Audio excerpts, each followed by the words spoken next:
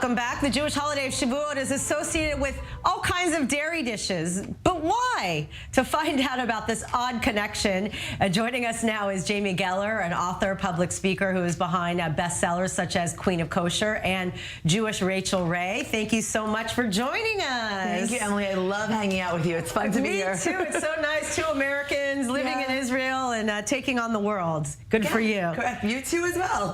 We're trying our best. Yeah. So tell us kind of how you, first of all, you've been successful in this space for a while. What's it been like since you've come to Israel and pursued your passion and doing it from the Holy Land itself? It's been so amazing. I'm so glad you asked that question because for many years we wanted to come, but I was scared for my career. What would that change mean? And I have to say we've only seen the blessings of the land since I've come here. Actually, Israeli food took off and it's had a moment globally in terms of its prominence and its interest, and it was just a wonderful being like broadcasting from and shooting from and sharing food from and speaking from the Holy Land has completely changed even my stature, my view on the world, and people's interest in what I have to say. So it's been nothing but a blessing. So you're still pinching yourself. Yes, correct. 10 years later, and I do not take a moment or a day for granted. Not the view, not the spiritual infusion, and not the fact that I'm here. Wow, amazing. Yeah. So tell us about the the richness of recipes. People will associate, okay, kosher, it's very basic. So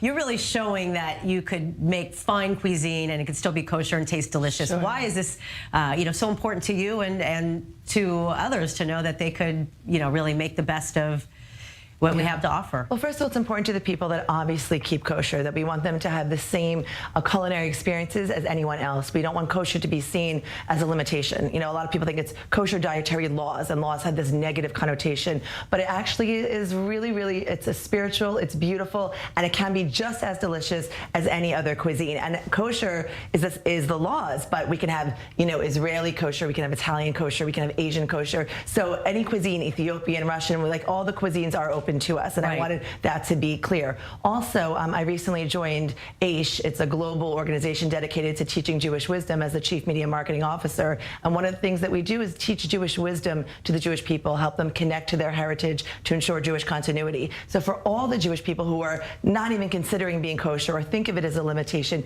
it's a wonderful opportunity to show them that it's an open palette for them to explore, just as exciting and enticing, wonderful to be connected to the holidays with kosher food, and so that's important as well. Right. So let's get to Shavuot. What is I grew up in the States. I didn't grow up in a religious family, so I didn't even realize the dairy part and how strong it is until I moved to Israel.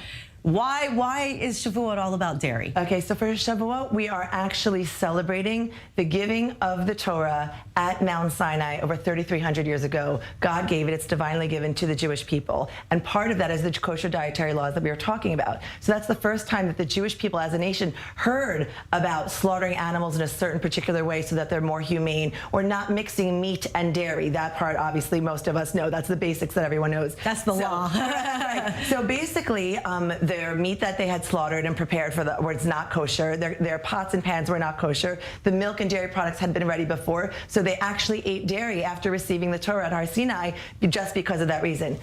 It's very interesting, but there's 7 other deep Kabbalistic reasons, and if you go to aish.com, you can learn all about more. Yeah, well, so what are some of that? Give one good example. Okay, so another reason is that Torah is likened to milk. We saw Eretz Chalav Udvash, the land of milk and honey, and Torah itself is likened to milk, and the numerical equation is equal to Torah, Chalav in Hebrew, and dairy, so there's another idea behind that as well. Wow, lots of nuggets of Jewish wisdom. Yeah, there's lots. It's amazing how you just find more and more and more. Layers and layers and layers of meaning. For sure. Now, explain also what's enjoyable about Shavuot for someone like you who is a natural in the kitchen. I can't relate personally, but but that's why your work is good for people like me, because I'm like the kitchen.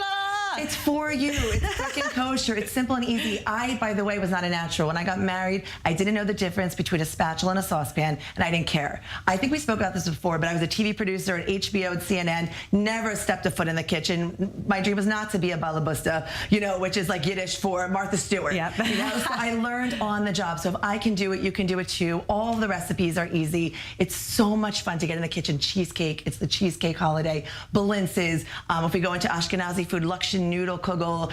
We also go into deep, like I love to do a lot of Italian, so I'm doing stuffed shells this year for the holiday, but it's really, really fun, and we have a ton of amazing, easy recipes on h.com. Awesome. You can check out. Awesome. Now let's just deter a little bit to Ruth. I mean, we're here, we're talking about Shavuot. Yeah.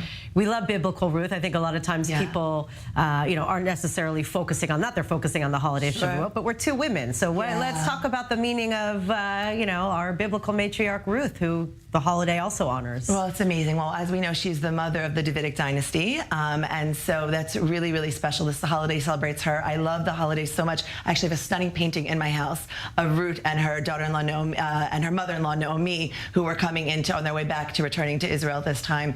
She really left everything. She was the daughter of a king. She was a princess, and she left everything to come with her mother-in-law to be part of the Jewish people, not knowing that she would eventually become the mother of the dynasty, of the Davidic dynasty. So it's quite an unbelievable story. I have chills just saying that. I know, I just got chills too. Our luck and our circumstance in an instant can change. When we make decisions from the right place, then the whole world is open to us, and royalty comes from her. So it's unbelievable. It's beautiful. Yeah. Well, thank you so much, Jamie, and it's really good to chat and hang out and keep up all of the good work and inspiring all of us, including us non-balabustas. We'll make you one now, sooner or later. I'm going to get there. I'm going to get there. Thank you so much. Thank you.